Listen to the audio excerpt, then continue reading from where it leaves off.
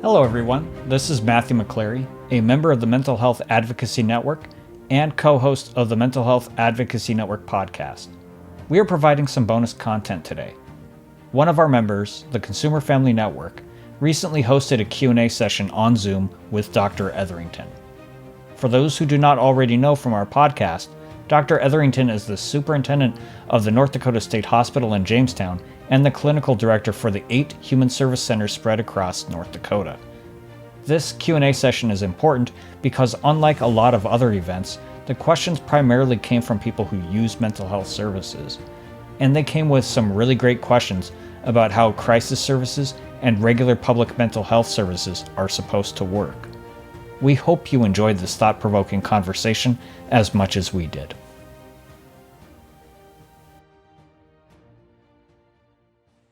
I'd like to welcome you to our first ever Q&A event with Dr. Etherington. We appreciate it very much that she has taken the time out of her busy schedule to be here. And I'd like to mention that today's event, questions can be typed in the Zoom chat room, and then they will be sent to me to ask Dr. Etherington. Everyone else will be muted, and we are recording this event, so others who are unable to be here can listen. Okay, so Dr. Etherington, could you introduce yourself to everyone and what it is you do in our state for consumers of mental health? Absolutely. Good morning, everybody. As indicated, I'm Rosalie Etherington. I am a psychologist by trade, and my service to the Department of Human Services is the superintendent of the state hospital and the chief clinics officer for the human service centers. So in short, I oversee the state hospital and the human service centers as a system of care for providing behavioral health services to the residents of North Dakota. Well, to get the question started, we would like to know what services that you provide at the human service centers for persons with mental illness. Absolutely. So the human service centers have 8 clinics, 14 different satellite offices, right? And then four satellite clinics, and then all the other offices. And I would argue that I would identify that we divide our services into assessment, triage, referral, crisis services, and then traditional behavioral health services. So from an triage assessment process, we have a lot of individuals that walk in our door on a daily basis. And our job at that point of service would be to identify immediately what that need is. And in the event it's emergent need, then we would in fact provide crisis services immediately to those individuals for the purpose of then making decision for any future other need. But we would also then do diagnostic assessment at that point of entry to make a decision about if a person has a diagnosable mental illness or substance use disorder and what level of need they have, and then determine or make recommendations about treatment. In addition, we provide a robust set of crisis services. Those have just really been rolled out in the last year.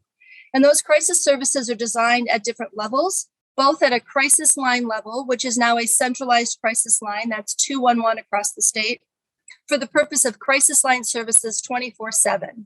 In addition, we have mobile crisis services, which are in the event a crisis is not resolved at that crisis line level, then that crisis line has the capacity to mobilize our regional staff for the purpose of those in-person interventions within the 40-mile radiuses of those 8 geographic centers. So those mobile services are also provided 24/7 for the purpose of going on site to serve individuals in a self-identified behavioral health crisis that really need crisis resolution. And then, of course, if crisis is not resolved at that level, then there is also capacity for the human service centers to identify a residential placement in one of our crisis stabilization facilities. So we have 8 crisis stabilization facilities in those 8 regions, and to a total of 105 beds for the purpose of crisis resolution, observation, crisis psychotherapy, and can be used in lieu of a hospital stay for individuals in acute psychiatric crisis. Then in addition, we have our traditional services. So the traditional services are really a combination of team-based services that include psychiatric medications, case management and care coordination, psychotherapy, skills training, and then what we call assertive outreach, which is the capacity for us to be going into people's homes and providing those services, or engagement services for individuals that are not yet of the opinion that they want service or need service, but we might be providing that outreach in an attempt to persuade them to consider services. And so those sets of services are done in a combination clinic, telehealth, home, and community settings, all dependent on what the needs are identified for that person. I hope that was clear. Okay, well, you went over quite a bit. I know you went over some of the further questions that I was going to ask you about what services were new. I know you mentioned the mobile crisis unit, and Yes. also that folks could get a hold of if they needed help, get a hold of North Dakota 211. Yes. And also a lot of our consumers across the state have limited or no technology. How can they access telehealth, or how can they access any of their doctor appointments, and if they have limited? That's a very good question. So although we have had a limited budget to actually purchase cell phones on behalf of some of the clients that we're serving to try to get service to them via a telehealth format, unfortunately, we don't have a lot of money for that. And so when individuals have limited access to computers, to smartphones, then the capacity to be able to come into that clinic setting or one of the satellites for the purpose of either connecting telehealth, to the psychiatrist in a different place, or to a psychotherapist also in a different place. We have that capacity. We also have capacity and crisis services for any individual to walk into a critical access hospital across the state, of which there are 38. And then they have telehealth capacity to be able to connect our crisis staff and our crisis psychotherapists with individuals in those emergency department settings. So although that's limited, right, I would say that gives some expanded access. It's surely not ideal. I think ideally we would wish that we would have, satellites in all sorts of places so that people really wouldn't have to go distance to be able to connect. Okay, thank you so much. Also, another one of our basic questions on the flyer were many consumers have been graduated out of services and now only receive psychiatric services for meds. And we were wondering, how do they access these services if they feel that they need help in communities, and who else would provide services if you were unable to help them? So if I understand the question correctly, there might be a set of individuals who no longer need any other form of behavioral health service except for psychiatric medications. And so their condition is relatively stable, but they need to continue to take medications. Then they can, in fact, continue to receive those services at the Human Service Center level, particularly if it is a set of complicated medications, such as injectable medications, that sometimes are specialized and only the Human Service Center provides. Or we might do warm handoff and referral to other community providers that could also provide those psychiatric medications. So although there is a shortage of psychiatric medication prescribers in our state, there are nurse practitioners and psychiatrists at many of our private clinics, such as St. Alexius and Sanford. But then in addition, we have started to do some partnerships and work with some of our general practitioners, so the general practitioner physicians in the regular medical clinics. So we have started to do handoffs to them with the expectation that we can partner and we can be their consultants in the event they have questions about medications, but those medications could continue with the person's primary physician or primary medical provider. Okay, thank you. We are getting some questions in now from the viewers. One of the questions is, can any of the crisis beds be used for those under 18? So unfortunately, based on the construction of those crisis stabilization facilities, we may not use them for any individual under age 18. So they are only for adults, right? And the makeup of those facilities are only for adults. So although youth might walk into those stabilization facilities for the purpose of assessment, observation, and intervention, they may not spend the night there, right, in a residential bed. So what we're doing now in partnership with CFS, the Department of Human Services, and the licensing of those Shelter Plus beds. So we now have an identified budget for the purpose of the use of those Shelter Plus beds for youth in crisis. And so what that looks like, and it's my understanding that licensing is rolling out now as we speak. So what that looks like in real life would be that if our crisis team is doing an intervention for a youth or a youth and family, and the crisis has not resolved at that level, and that youth might need either a crisis stabilization, period, or the family needs a respite, then we have the authority to be able to admit into those beds. And then our team then continues to do that clinical outreach for the purpose of that youth, right? Not only in that bed to make sure that the crisis continues to be resolved, but then for the transition back home. Okay, thank you. I have some more questions right here on my texting.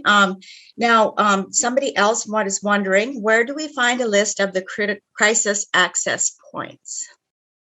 So if you go onto the Behavioral Health Division's website, and let me see if I can actually find the specific URL for our crisis services, and I can put that in the chat. But that there is a whole set of resources that not only explains each of those points, but how to access them, who to contact, and even the definitions of them. Okay, thank you. Now, if you could answer that hospitals don't know how to handle people in a mental health crisis. And I was wondering, is there anything that you are doing as a department to help hospitals regarding this? That's a very good question, and I'm so glad it was asked. So starting in November or the latter part of October, I started working with first the larger hospitals and then the critical access hospitals in not only helping them recognize what resources now exist for crisis services across our state, but to also start better defining and operationalizing how they can determine a behavioral health crisis and refer to 211 and our mobile teams in lieu of, staying in an emergency department, for example, or even coming to the emergency department, or in lieu of a psychiatric hospital bed. So sometimes individuals are ending up in a crisis psychiatric hospital bed when, in fact, if we could have provided a crisis service, then we could have avoided a hospitalization. And what we're trying to do is really make sure that people not only know these services exist, so they would be calling 211 instead of 911, or calling 211 instead of going to the emergency department. Then we're also helping the emergency department and their physicians. So we've done training to say, look, even if somebody comes in and you actually have to do a physical assessment, but you believe that crisis could be assisted, then still call 211. So they could call 211 in the ED. And we've now had some success at deferring people out of the EDs, into crisis resolution or a crisis stabilization bed when we are called. And that work is ongoing. So it's working relatively well at St. Alexius in Bismarck and Sanford in Fargo. And we're really we've done education to our critical access, and we're really trying them to adopt this model. So they would be calling us first before they consider calling a big hospital looking for a bed. Okay, thank you very much. We have some more questions here regarding what the criteria are for admittance to the emergency beds. Absolutely. So the crisis stabilization beds are for any resident of North Dakota who then we'd identified as in need of crisis stabilization at a residential level because that crisis is not stabilizing past that intervention.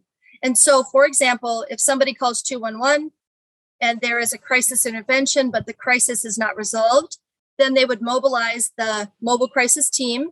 So then that set of individuals or that individual would go out and do a crisis intervention. They might also try to connect via telehealth in the field for a crisis psychotherapist, right? So we have different levels. And then if that crisis is still not resolved and that person is still at risk, right? So, and that could be any risk. That might mean suicide risk. That might mean risk for assault. It might mean that their symptoms of their illness are such that they're so acute that staying at home is not safe. Then we would prompt an admission to a crisis stabilization bed. The admissions are voluntary. So the limiting factor would be that if we find that a crisis stabilization bed is needed, but that individual is unwilling, and we do believe that a safety risk exists, then that is where we would prompt back to the emergency department for consideration of an admission to a psychiatric hospitalization for the purpose of more safety, if that makes sense. Kind of going up and down in that level of severity. Yes, that kind of leads into another question here. How people go about for admittance to the state hospital. What's your criteria there? Absolutely. So nobody may admit to the state hospital without first being what they call screened. So the law requires a screening with the local human service center. And the purpose of that screening is to determine a few things. First and foremost, the local human service center, those clinicians, must assess an individual to determine if they meet a hospital level of care. So that's the first prong. If they meet a hospital level of care and there is no local service that could reasonably meet that need, then they do meet the criteria for a state hospital admission, and that human service center would prompt the admission to the state hospital. I think sometimes what becomes confusing is that people believe somehow that the state hospital is different than another psychiatric hospital, and it really isn't. So people need to meet criteria to be in a hospital setting, both at the state hospital and at a local psychiatric hospital. And then if the needs of that individual cannot be reasonably met at the local hospital, that's when the state hospital is supposed to be considered. So it's two prongs. Okay, thank you. Now we have some questions regarding when will there be mobile beds in Grand Forks? So if I understand that question correctly, from mobile beds, we're talking about crisis stabilization beds. So although we don't have mobile beds, we do not have a mobile crisis stabilization facility, but we do have a crisis stabilization facility in Grand Forks. So if in fact people are not aware of that, then that's actually that's an oversight on our part. We need to do better education to our community providers to make sure that they know that those crisis beds are open and functional. Okay, thank you. We have more questions now about youth in the state and what you have for beds. Crisis care response teams are connected to critical access work at Human Service Center. So the full question is, has there been any more work on assuring that DD Care's crisis response system is connected to the critical access work of the human service at the Human Service Centers? Does that make sense? It does make sense.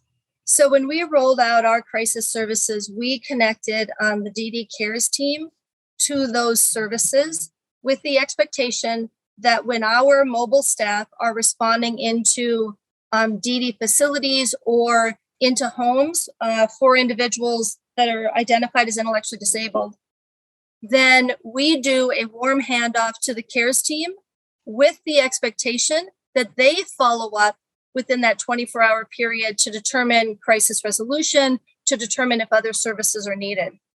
So I would love feedback if somehow that system is not working, because how it's designed, of course, is that we would provide that initial service, then we would do the handoff to Cares, and that Cares is to respond within that 24-hour period to make sure that things remain good within either that facility or that home of an individual with DD.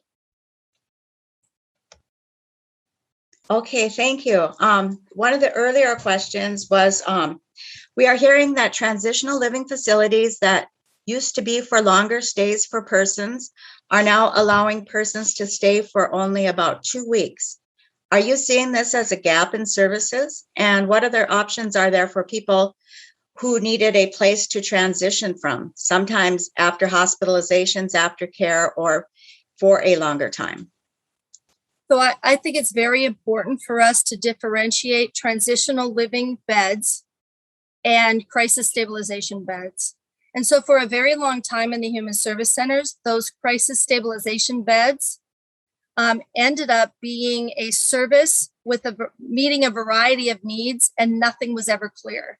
So those crisis stabilization facilities served as residential services for addiction, transitional living services for individuals with severe persistent mental illness, and for crisis services. And what we found was that then, because it was serving all of those needs, then the beds were not available for crisis stabilization. And so people were getting hospitalized unnecessarily when in fact they could have been treated at that local level. So what we did was decouple them. We separated them. So then we specifically identified the transitional living beds for the human service centers and the specific substance use disorder residential beds, and then of course the crisis stabilization. So for crisis stabilization, people may end up staying for up to 2 weeks, right? So that is still current. But for transitional living, for those facilities in our human service centers, of which there are, and I'm gonna try to pull up my flyer here that identifies the number of beds, because I believe there to be maybe 96 across our state. Those lengths of stay are somewhere between 3 to 9 months, all dependent on the needs of that individual served. So the average length of stay would be 6 months, right? And not 2 weeks. And I don't know of any individual coming into a TL that is staying only a 2-week period. We have heard that there are times when individual human service centers adjust eligibility criteria for people to receive services. And to your knowledge, has this been happening, and when or why does this happen? And what should the public know about what eligibility criteria required to receive services are? Okay, very cool. So before I answer that, if I could go back to the transitional living, because I now pulled up the bed. So there are 122 transitional living beds, 11 total transitional living facilities through the human service centers in the state hospital. So I think important for everybody to know. So in regards to the admission criteria, that's a complicated answer. So I'm going to try to answer it in the best way I know. And if it's not clear to people, like you can say so in the chat. So the human service centers, each local human service center is not allowed, right, to adjust the admission criteria based on their local, wishes or need. However, we have identified a admission continuum based on the level of need of the individual walking in our door and the type of specialized services that they need to serve that need. Recognizing that we as the public system must always prioritize those individuals with the greatest needs and the least amount of resources, right? That's our mission. So therefore, then we say, look, based on our resources, we're going to prioritize this set of folks with this set of needs, and how many clinicians is it going to take to meet all those needs? And we set the priority in that way. And we call that our priority decision tree. And those are the individuals with most impact, right? They get the highest priority. And then we have a second tiered group that gets the secondary priority. And so those are individuals that might have a lot of need, right? But their disorder is not as severe and their needs are not as great, but they still have a lot of need. And we might choose to continue to serve them also, as opposed to referring them. So this is where you start to see regional differences, and it's based on a couple things. One, the size of the community where the human service center is, and the number of other providers that exist outside of them. So in the Devil's Lake region, they might opt to retain an individual to serve there because they don't have any private providers. So we want to make sure that somebody gets a service. So therefore, we don't have anybody to refer out to. So we might keep them in lieu of referral. Whereas in Fargo, when there is a larger degree of providers, then our threshold, our cutoff is going to be higher because we have people that we can refer to and people don't go without care. I'm hoping that made sense. Yes, it did. I know that we were just talking earlier about a lot of our consumers do have a hard time, and I already went over this with resources to be able to connect. A lot of also our consumers that we're going to human service centers, if they don't make their appointments, and sometimes this happens if you have depression and it's not even on purpose or whatever, it's just not a priority when you're going through stuff. Yes. They will get dropped from services. What can they do to make sure they don't get dropped? Are you working with people that way? If you know they have the need? Yes, absolutely. So we would do a couple of things. So in the event so first and foremost, we would really want to try to work with an individual to determine how to meet their needs, right? Particularly if somebody's having active symptoms, if they're depressed, they're having a hard time even leaving their house, then our expectation is our clinicians are going to them, right? So we're actually going to make attempts to come to their home, knock on their door, ask if we can engage, ask if we can help. And we could also provide those psychiatric services and other forms of therapies in the home to best meet that need. And say, for example, if somebody is only willing to take medications, they're not willing to do other forms of therapy. But what we might be doing is engaging into that home to make sure that we can connect via telehealth to a psychiatrist to keep those meds, for example, right? And to keep something on board as that person gets better. What sometimes results is this. So we've set a standard to say, look, your job is to engage. Your job is to go and encourage. In the event a person continues to refuse, right, then after a span of 3 months, then we're asking that to be closed because there are all sorts of consequences on the front end in the human service centers if the case remains open, right, as a client. How that can then reopen is simply a person calling the human service center to say, you know what? Yep, I was dropped from service. I really want to re-enter. What can I do to do that, right? And so that's kind of an amended assessment process to say, hey, look, just come on in, right? Come on in and let's just open you back up. It's that simple, right? It does not have to be laborious. It doesn't have to be a lot of paperwork. Let's just update what we had and call it good. Some of our human service centers have identified, and this is where we train our clinicians and it doesn't always work as designed. If we are what I would call partially engaged with that individual, they've been a client of ours, but now they're not answering the door. But we know that cycle of depression is such that in a month's time, in 2 months' time, even 3 months' time, that they are going to cycle back through and they're going to want to continue service, then we ask our clinicians not to close the case. Right? If you know that individual and you know that they're going to come back to service, keep it open. And we can justify and document why we're going to keep it open because we know that person will re-engage and come back. It's just a matter of time. So it's kind of a little of both, but we really tried to lengthen the time as much as possible to that 3 months for the typical, right? Before there were other consequences at the Human Service Center.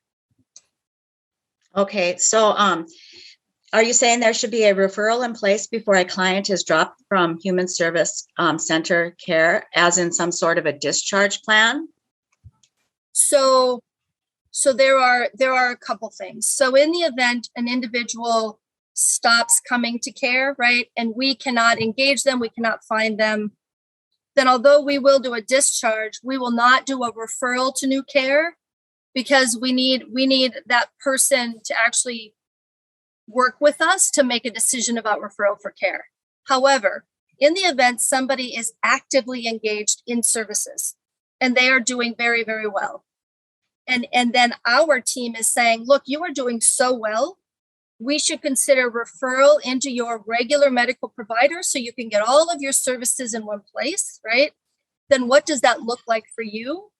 That would require a referral, a warm handoff, right, into another care, and then a discharge summary.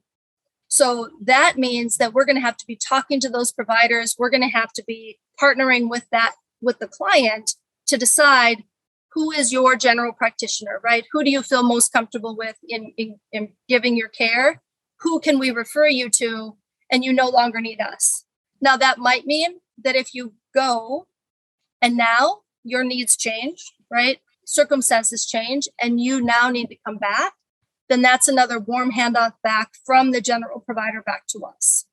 And it should really be a fluid process, right? It shouldn't be a start and a stop or a, open and a close. It's really the expectation that managing severe mental illness and substance use disorder over a lifetime sometimes means that the symptoms and the needs of the illness are going to wax and wane. And it might mean that you're going to need to see the specialist for a period of time, and then you don't need to see the specialist. And you might need to see the specialist and you don't. And we're trying to achieve far more fluidity than what was previously there, in part to honor the independence of the individuals that we serve. And the recognition that, you know what, why should I have to go to a specialist the rest of my life when maybe I don't need a specialist at the moment, but I might in the future? Okay, thank you so much. I'm kind of going to jump around here a little bit as I'm taking the questions as I receive them in my text from the chat room. And one of the questions was, what is a key determination about when a person is considered at risk? I know you touched on this before, but could you just go over it one more time? Absolutely. So the issues of at risk, or the definition of at risk, right, might vary based on that human need. So I'm going to talk about the typical, knowing that I might not hit every risk. So often in behavioral health crises, the risks that we see are in a family setting. Maybe a youth and a family are arguing, they're fighting. And so the risk is for that individual to run away because of the conflict, or to break property or assault somebody because of the conflict. And that is considered a crisis and a risk. Other risk might be suicide or self-harm. So risk for suicide is very reliant or contingent on immediate circumstances. And so, for example, an individual might receive bad news. An individual might end up having a breakup, or they have a fight with their significant other, and that throws them into a state of severe panic, and they are now making plans for suicide. So that is clearly a risk. And then the question at hand is, how much of a risk is all dependent on that assessment, because sometimes we think about suicide without planning it. And in fact, many of us, most of us will think about suicide at some time in our life, but don't necessarily plan it. And so it's the thought and the plan that would result in saying, what is the risk? Do we need to consider an intervention or a residential stay or a hospital stay? Other risks might be risks of exposure. So if somebody's having severe symptoms of their mental illness and they're really not taking care of their basic needs, so they're not eating, that's a risk. Or they might be laying out in the snow and putting themselves at risk for death. That's another type of risk that might result in a crisis stabilization stay. Okay, thank you.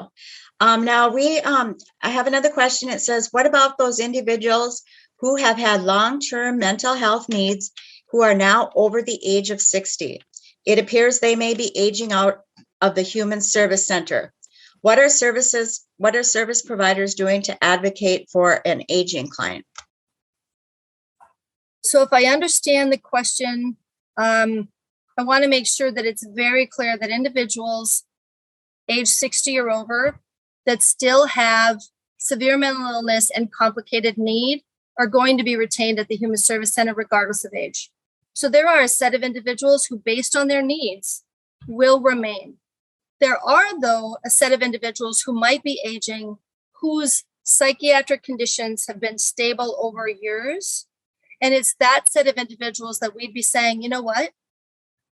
I really believe that your needs could better be served with your regular medical practitioner, and you no longer need this specialized care. And it would be that set of individuals that we would transition back into, general, like the general medical world. So from an advocacy perspective, I think it is good advocacy, because not only would it be retaining those with the greatest of need, but it would also be saying to a set of individuals who no longer need highly specialized care, hey, look, you could receive your care, your psychiatric care, where you receive all your other medical care. And it's kind of a one-stop shop thing, right? So you no longer need 2 appointments. Maybe you only need 1. You no longer need you no longer need a team-based set of care. Your needs could be taken care of by your general physician. So it is the capacity to be able to say, if I could use my daughter as an example, to try to illustrate this. So my daughter has a very severe medical illness that's resulted in like over 100 hospitalizations since she was 18 months old. And it's been crazy. We've received care in 5 different states, 7 different university hospitals. I mean, it's just been insane. And we have had to see these specialists in time, like since she was a year old, because of the highly unusual type of care she needed. But what became clear to us is that, one, we would see the specialist and they would do a plan of care, and they would do a handoff to her general practitioner back home, because God knows we weren't going to fly her to Missouri every time she needed medical care. She needed to be treated by the local doctors. Then the specialist did a handoff to the local doctors, and the doctors did the care. Then if things got worse, well, then we'd head off to Missouri to see her specialist, or Mississippi, right? He'd do a new plan of care, and then we'd come back and do the general medical care in our general community. Then over time, as she aged, as we managed the illness better, then the specialist actually exited altogether, and then her general practitioner now provides the care, right? And he is the consultant to any other physician in an emergency department or wherever she might be, like she was hospitalized in Utah a year ago. So with that in mind, we see the psychiatric care the same. And what it tells me is that her illness has actually improved. The management of her illness has improved in such a way that now her care is easier, and we can get it done in a more general way. And that's better for us, because it's better that her physician do it at home than for us to have to travel, or for us to have to see specialists and rely on specialists to tell the others what to do. So we're looking at it very similarly to the clients at the Human Service Center to say, again, if your illness has gotten so much easier to manage and stable, then let's do handoff, right?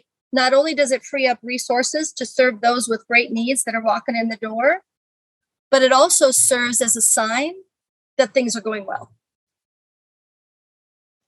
Okay, thank you. Now, I know that is resource scarcity a reason why eligibility criteria in an individual human center changes? This was a question. So to some degree, yes. So from a resource perspective, we know that there are a set of individuals with very highly complex need and severe disorders that require a team-based set of interventions that are specifically done and specialized through the Human Service Center. So from a resource perspective, we're going to make sure that we always have the resources to meet the needs of that set of individuals. And then of the needs of others walking in our door, then we have to make decisions based on the resources that we have and the resources that exist in community. What we know is a problem is that there is a shortage of behavioral health services across our state. There is a shortage of every behavioral health provider in the whole continuum. So there is a shortage of psychiatrists, addiction counselors, therapists, marriage and family therapists, case managers, nurses, CNAs, mental health practitioners, mental health technicians. There's a shortage everywhere. So the problem is, yes, there is a lack of service generally, and then there is this pain point. So if the private providers are serving a set of individuals here, and the public system is serving a set of individuals that are here based on needs, right? Or if you like put it in reverse, we're serving a set of individuals here with high needs. Maybe the private providers are serving a set of individuals here with a few needs. Now you see the gap. Now you start to see that there is this gap in the middle of individuals with moderate need, with a lot more need than just what we call walking well. And then somehow their needs are not getting adequately met. So we're trying as best we can at the Human Service Centers, right, to meet some of that need. And yet we also know that from a resource perspective, we can't meet all that need. We don't have enough clinicians, we don't have enough money, right? And what we're not going to do is take away from the services we're providing of those with the greatest needs, because that is a disservice to individuals with severe disorders and high need. And we know that if you get undertreated, your mental health condition can get worse, actually, over time. Thank you. Thank you. One of the questions is about the western part of the state. There are limited services. What options are there available? Oh, unfortunately, not many. So we have been working with the critical access hospitals in Dickinson, and now I'm happy to say that they have added Williston to the mix, and they will be pursuing psychiatric hospital beds both in Williston and the Dickinson area. That's a good thing. In addition, CHI is also looking at adding outpatient behavioral health services to both of those locations, so they can contribute to the private behavioral health base in those regions. In addition, I know Sanford is talking about expanding their services in those regions so that there are more behavioral health services. And then, of course, we have some federally qualified health centers with some services in those regions also. There is still a shortage. There is far more shortage in the West than there is in the East, right? With the addition of these services coming on board from Sanford and CHI, there will be less shortage, but still shortage nevertheless. So I'm not sure I answered that question, but we are working diligently to add things. And then there was also some money added last legislative session to incentivize private providers to come in and add SUD residential beds. So those should be coming on board also in the next 6 months to a year. Okay, thank you. I have another question. Now, what do you see as the biggest gap in services for public mental health? And what can we do as consumers to help fill those gaps? I know we have a lot with peer support going on in the state. There's a big buzz about that. What can we do as consumers regarding that? That's a very good question. So we are now at a point in the Human Service Centers of finally being able to tell our story a little bit clearer so that we can identify the gap. And in my opinion, this next legislative session, if our consumers and our advocacy groups are beside us as partners identifying those gaps, then we as a state can make some decisions. So the decisions we have to make might be twofold or might be a combination, which is, does the state need to add more money to incentivize private providers to expand their services? I'm thinking the answer is probably yes. And that's one way for consumers to advocate. And then the other is to be able to stand beside us as Human Service Centers and as the state hospital and say, hey, look, and here is what the public system needs to also make sure that they continue to serve in the gap. And I already know that our crisis services, which are continuing to increase, we are likely going to need to go in and ask for more resources to continue to expand those crisis services so that we have more mobile teams, right? More people on call at any given day to be able to go out for crisis resolution. In addition, I do believe that there are a set of, I do believe that we're going to have to ask for more FTE for the purpose of expanding our services to be able to capture a larger set of individuals to serve, again, because of that gap. So even if we incentivize private providers to provide more, and then if we add FTE to provide more, I'm still not sure that's going to capture the whole gap. Thank you very much. Now, another question that I have here, somebody wants to know more about Mobile Crisis Response Team. Who makes up the team? Are there any peers on the team? Do they ride by ambulance? And what might I expect if one comes to my house? And also to add on to that, do they go out into the rural areas? Good question. So the team does not arrive by ambulance. They do go to the rural areas, but the limitation is only 40 miles within the radius of the 8 larger cities. So it's a 40-mile radius into the rural areas. So it doesn't end up capturing the whole rural areas. And the teams make up generally 1 or 2 crisis, what we call degreed crisis clinicians. So they are specifically trained and degreed, but not necessarily licensed. And they can also, however, connect to a licensed behavioral health provider via telehealth when they're out in the field. So we have equipped them with telehealth devices. We've also equipped them with smartphones for the purpose of being able to not only know where they are at any given time, but to be able to connect via telehealth platform to other providers, psychiatric prescribers, and licensed clinicians, like in an office setting or a home setting in the middle of the night. So it might be 1 mobile staff, it might be 2. Sometimes in the event a clinician is responding and a safety concern has been identified, then we might ask law enforcement to partner with us and come with us, right? But that's not typical. And what to expect when we enter somebody's home would be really a trained clinician to be able to talk calmly with an individual or a family and identify resolution, right? So that might be de-escalation.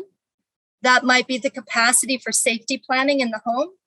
That might be some discussion and crisis resolution, and then discussion for future planning, which is, hey, look, the crisis is now resolved at the moment, right? There might be future crises. How can we plan for those future? And do you need a service? And would you be willing to come for services? And then making that connection to them to actually come into the Human Service Center the next day, for example, for an assessment and a recommendation. We also provide post-crisis support. And what that looks like, of course, is that next day we've resolved a crisis, somebody stayed in their home. That next day we're going to do a phone call. And we're actually going to do a follow-up and make sure things are still okay. We're also going to, at that point, engage and identify if we really thought that ongoing services would be helpful, then we're going to make that pitch again and that request to consider coming in, having an assessment so we can make some recommendations for care. Thank you very much. I have another question is, and this here one is kind of touches a lot right now because the weather is really cold. We have a lot of members. Some of our members experience homelessness or sometimes are in a crisis situation to experience homelessness. What do you have in place for them so that they don't slip through the cracks and they might die from being on the street? That's a very good question. So we are in the process of doing what we call a registration redesign. So the Human Service Centers the name is maybe a misleading name because it really behavioral health clinics, and we provide behavioral health services. So although we make connection to community organizations for housing, and although we give services into some supported housing environments, we cannot determine housing, nor do we have the resources to provide housing. What that looks like right now is when somebody is in care, then we are trying to make those connections the best way we can to make sure that they actually get rapid housing or get connection for housing. Or we are connecting with individuals that are in states of homelessness with the hope that not only are we engaging them for future services in behavioral health, but we're also trying to engage them for resources so they get Medicaid and they get housing and other forms of social support. In our registration redesign, what we're trying to do is do a better job at the front door, determining all that need. So right now, we have improved our capacity to identify behavioral health need and determine if somebody needs to stay with us for care or refer to a community provider. But what we haven't really done is identify, hey, look, this person really qualifies for Medicaid, and yet they're not on Medicaid. Or they qualify for expansion, yet they're not getting that service. Or look, they qualify for these other social services. And so we're trying to now train our registration staff to better determine those things so that we can do warm handoff to social services, so that people are falling through the cracks less often, because then we're going to actually do a handoff. It'd even be better if we were in the same building, right? And then we could just like walk them down. But we're actually at our door now going to actually show them the application, start that process, and then do handoff to social services with hope that people get those services faster. What it doesn't do, unfortunately, is solve those immediate needs when we're 60 degrees below zero. Somebody's already in a state of homelessness, right? And it's like, what are we going to do now, right now, right? I mean, there are some communities with homeless shelters, some without, right? And the best thing we can do at the moment is our human service centers know what resources are available in community, and they try to connect the best they can. Thank you very much. Now we only have an hour with you, and we have 8 minutes left of this hour. A few of the questions, if we could touch upon them briefly, is we have a lot of listeners regarding children's behavioral health, and they're worried about them being slipped through the cracks in the system. What's being done to address this at the human service centers? Absolutely. So I had identified earlier that we have behavioral health service gaps across our state. When you look at children's services, those gaps are even more acute, more pronounced, because one, sometimes within the systems of care, youth are being identified in need, but we're not actually serving the whole family. So we're not actually making those lives better. So what the human service centers have done is that over the last year, we have essentially tipped on end how we're providing services to make sure that we're doing it with a team, so that we aren't having sole providers seeing youth or family, but rather a team that is specifically designed for youth and family to serve individuals in their home.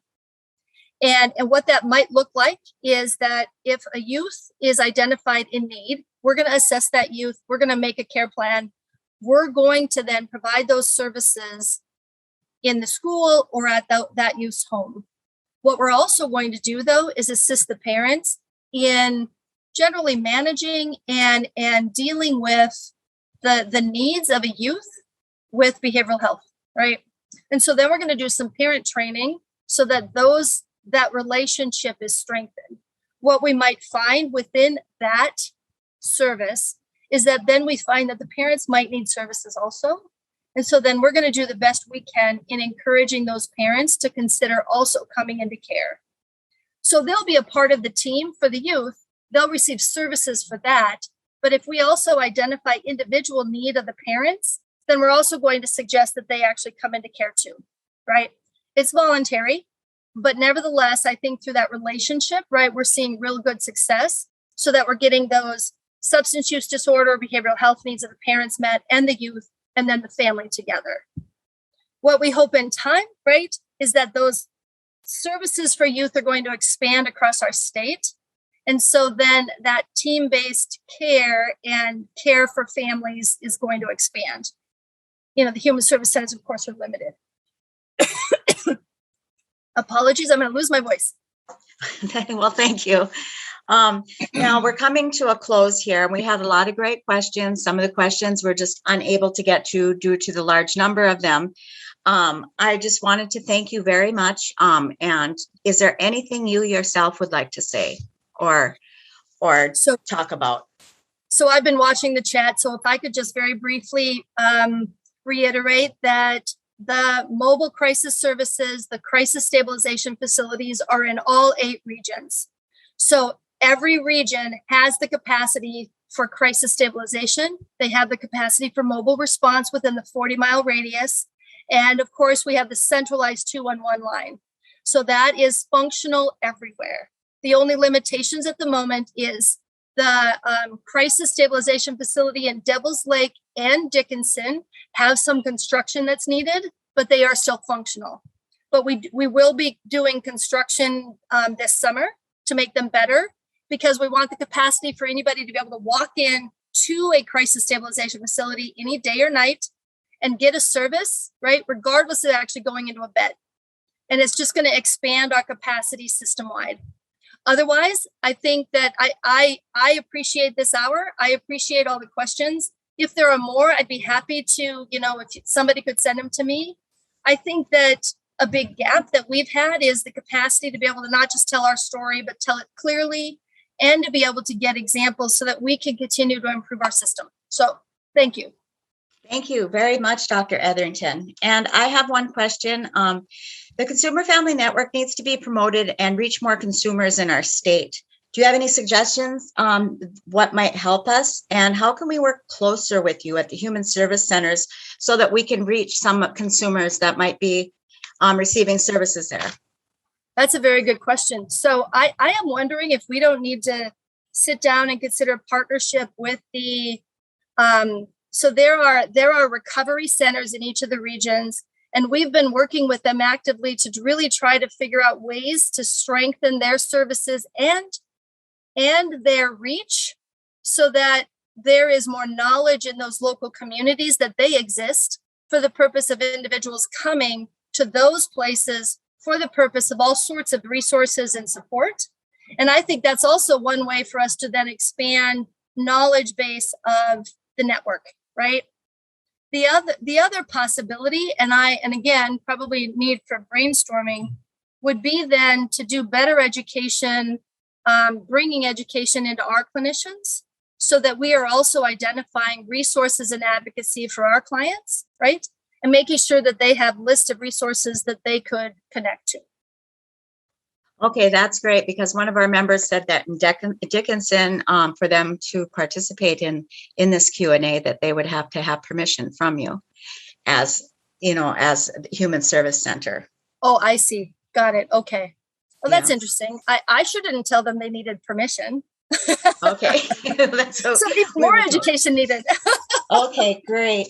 And for all the other viewers, I just wanted to say that the vision statement of the Consumer Family Network is that we are an organization working to ensure with mental health care system is consumer and family driven, and we are meeting the needs of consumers and family members in the state. Also, we are an advocacy organization that promotes peer support and other educational events such as this one in our state. And we usually do have a yearly conference. With COVID, everything's kind of been put on the back shelf, but we will continue to hopefully do more of these events. And we thank you so much for participating, taking your time out of your busy schedule. I hope that you enjoy Louisiana and the nice warm weather. Just remember, we're in a blizzard here. Yes, there's been 2 since I left the state. It's like, geez, okay. Yeah. Yeah, well, that's okay. That's the right time to leave the state then, I guess. But thank you, like I said, again, for all you do for mental health and also all behavioral health in the state. Just keep up the good work, and we look forward to working with you in the future. Thank you very much. Thank you, guys. Bye.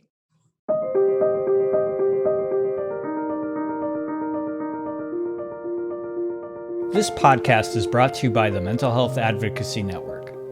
MHAN advocates for a consumer, family-driven mental health system of care that provides an array of service choices that are timely, responsive, and effective.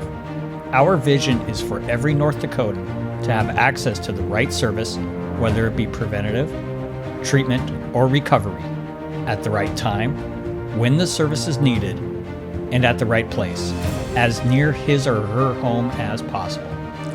To learn more about MHAN, our advocacy efforts, and literature about the North Dakota mental health system, visit our website at www.mhan.org. Again, our website is www.mhan.org.